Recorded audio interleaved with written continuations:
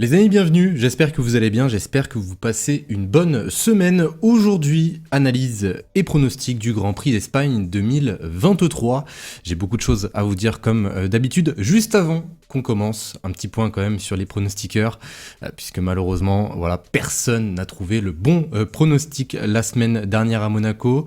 On était tous très contents, j'imagine, pour Esteban Ocon. Malheureusement, pour nos pronostics, ils sont un petit peu partis en fumée, voilà, on va dire. Donc, les amis, ne vous inquiétez pas. Et d'ailleurs, juste petite chose, avant qu'on continue, j'ai vu que certaines personnes avaient mis leurs pronostics après les qualifications. C'est ma faute, j'ai oublié de le spécifier, mais les pronostics doivent être faits avant les qualifications. Donc, parce que sinon, si on les fait après les qualifs, c'est vraiment beaucoup trop simple, surtout à Monaco, où généralement, il n'y a pas énormément de changements de position. Mais je ne suis pas méchant, ne vous inquiétez pas, cette McLaren MP4 2B est toujours à gagner, et cette fois-ci pour le Grand Prix d'Espagne. Bah oui, si personne ne l'a gagné la semaine dernière, je vous la fais gagner cette semaine, encore une fois. Les règles, c'est extrêmement simple, vous trouverez tout dans la description, voilà, juste le podium dans l'ordre, mais je vous invite quand même à aller voir la description au cas où on sait jamais, et également juste pour vous dire que j'ai un compte Instagram, voilà, je le dis pas souvent, mais j'ai un compte Instagram, et j'organiserai également d'autres concours, il y aura plusieurs choses à gagner, donc je vous invite fortement à venir me suivre tout simplement sur ce réseau.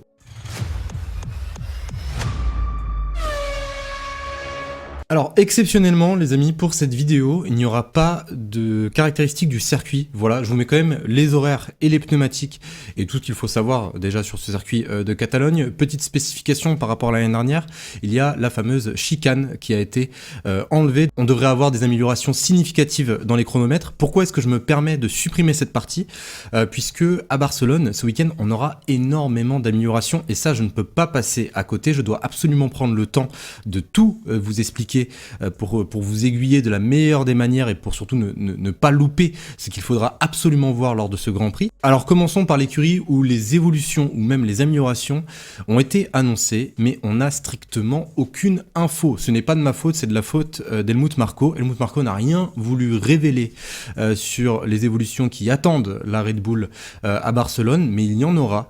Donc voilà, je préfère vous le dire quand on pensait que, surtout quand on voit que Mercedes rapporte des évolutions, que Ferrari rapporte des évolutions, McLaren, Aston Martin, eh bien, on pouvait forcément se demander si Red Bull allait apporter des évolutions malgré qu'ils ont une voiture ultra performante. Eh bien oui, Red Bull vont bel et bien rapporter des évolutions.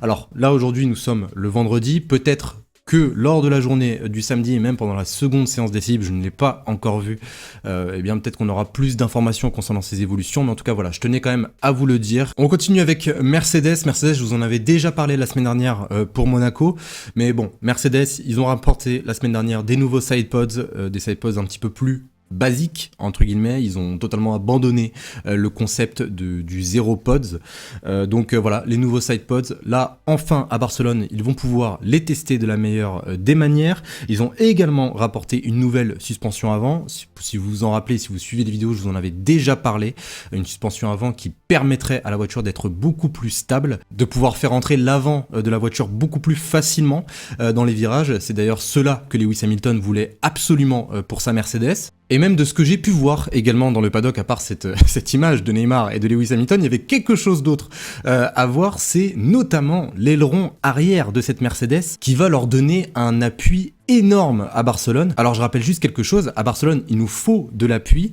sans pour autant négliger la vitesse en ligne droite. Pourquoi ? Car la grande ligne droite connue comme la ligne droite des stands à Barcelone, c'est 80%, 70% le seul endroit où on pourra dépasser. Là, ce qu'adopte Mercedes, c'est une force d'appui maximale. Ça va certes les aider, notamment à la fin du premier secteur, deuxième secteur, mais j'ai peur que peut-être dans le premier et dans le troisième secteur, ça puisse probablement leur poser quelques petits soucis en termes de Vmax. En tout cas, voilà les amis concernant Mercedes, je vous en avais déjà parlé la semaine dernière, je rappelle les sidepods, les suspensions avant et l'aileron arrière qui a été ajusté spécialement pour Barcelone. On continue avec Aston Martin. Aston Martin, eux, c'est un petit peu spécial puisque d'après certaines informations, Aston Martin savent où ils vont.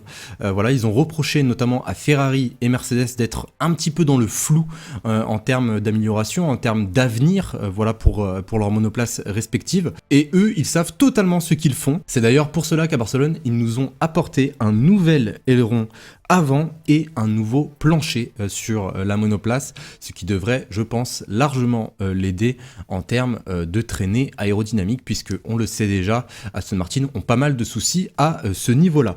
On continue et surtout on termine avec Ferrari, et là Ferrari, eh bien écoutez, c'est vraiment le moment ou jamais dans cette saison de pouvoir essayer de construire une voiture qui puisse satisfaire les attentes, que ce soit celles de l'écurie ou celles des pilotes, puisque énormément d'améliorations sont attendues à Barcelone.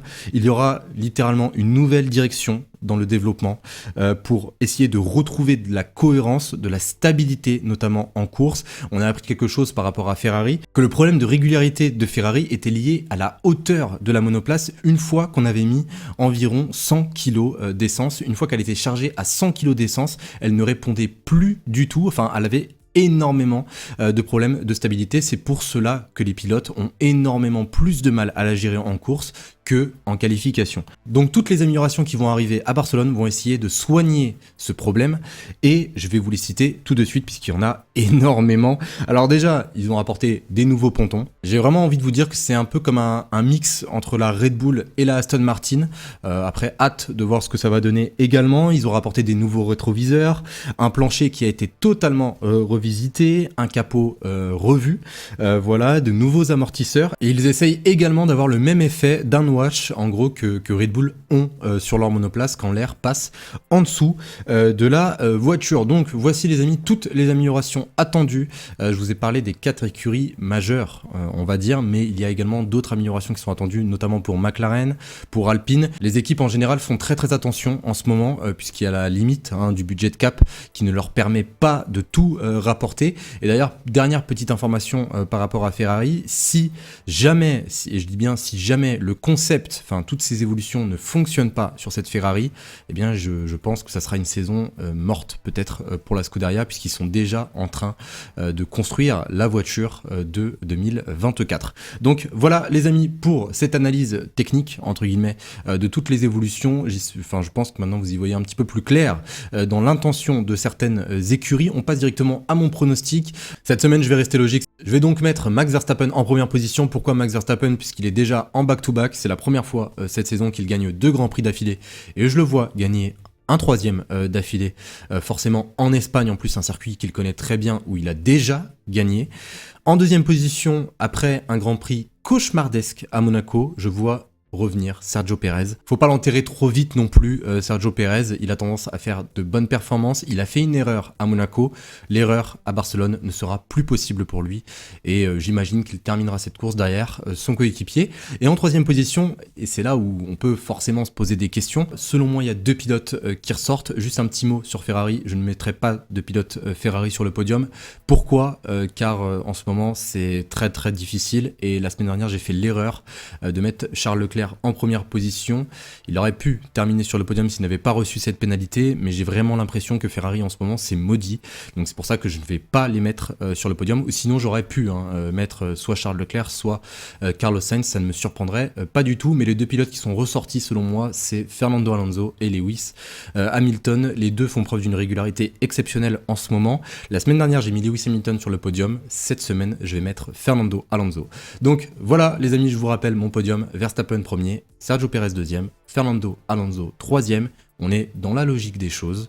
C'est, je pense, l'un des podiums qu'on a le plus vu, enfin l'un des podiums les plus logiques plutôt cette saison. En tout cas, n'oubliez pas de me mettre le vôtre. La maquette de la MP4 2B est toujours à gagner. Les règles sont dans la description. Et sur ce les amis, eh bien, je vous souhaite un très bon week-end. Prenez soin de vous et je vous dis à dimanche. Salut tout le monde.